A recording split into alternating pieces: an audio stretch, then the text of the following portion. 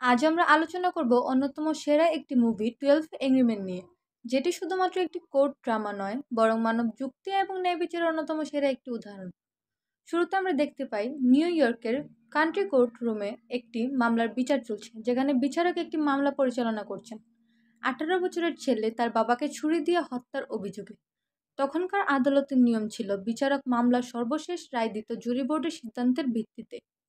আদালত বাদী এবং বিবাদী দুই পক্ষেরই যুক্তিতর্ক শেষে 12 জন জুরি বোর্ডের উপর দায়িত্ব দেন যে তারা যেন পুরো বিষয়টাকে সঠিকভাবে বিচার এবং বিশ্লেষণ শেষে আদালতকে জানায় যে অভিযুক্ত ছেলেটি দোষী নাকি নির্দোষ। এরপর জুরি বোর্ডের 12 জনকে একটি আলাদা রুম দেওয়া হয়, যেখানে তারা নিজেদের মধ্যে আলাপ আলোচনা করে তারা তাদের সর্বশেষ সিদ্ধান্ত জানাবে।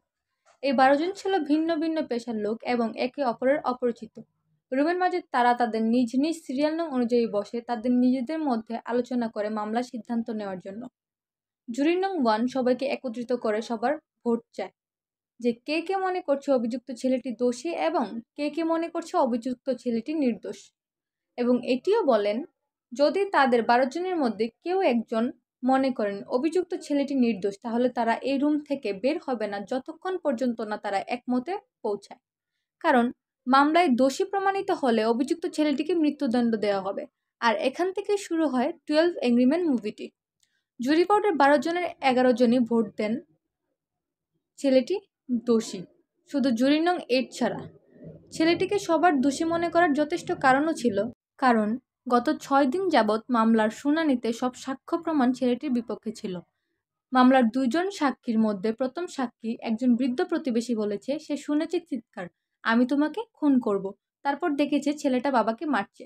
এবং দ্বিতীয় সাক্ষী একজন মহিলা বলেছে সে পাশের ট্রেনের ফাঁক দিয়ে দেখেছে খুন।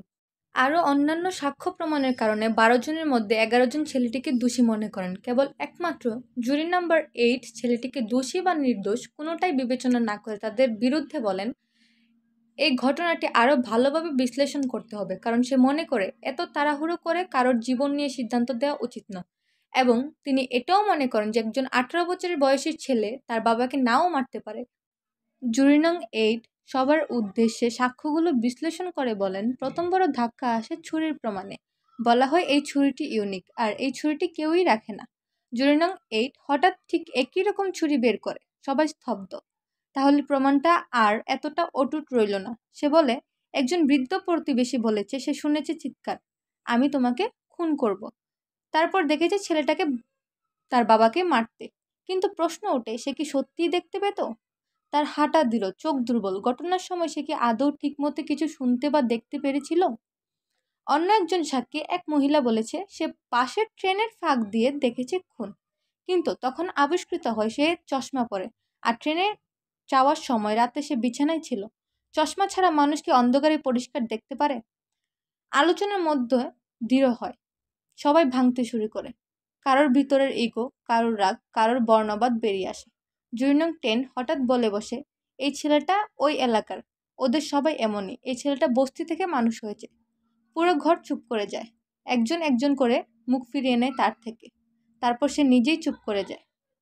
সবাই যখন মত পাল্টে নেয়, কেবল একজন থেকে যায় জুরি নং 3। সে গলা ছাড়িয়ে বলে, ছেলেটা দোষী আমি জানি। কিন্তু জুরি নং 3 এর চোখে জল ছিল। পরে আমরা বুঝি সে নিজের ছেলের উপর রাগে এই ছেলেটা রায় দিচ্ছিল। শেষমেশ সে ছুরিটি তুলে তারপর টেবিলে ফেলে দেয়। সে ফিসফিস করে বলে, নট গিলটি। 12 জনের 12 জন একমত হয় নট গিলটি। 12 জন জুরি বোর্ড নিজেদের মধ্যে আলোচনা করে সর্বশেষ আদালতকে জানায় যে ছেলেটি নির্দোষ। এই সিনেমা থেকে আমরা শিখি যে সন্দেহ থাকলে তুমি কাউকে মৃত্যুদণ্ড দিতে পারো না। একজন মানুষ একটুখানি সাহস আর কিছু প্রশ্ন বদলে দিতে পারে কারোর জীবন বা হয়তো পুরো সমাজকেই।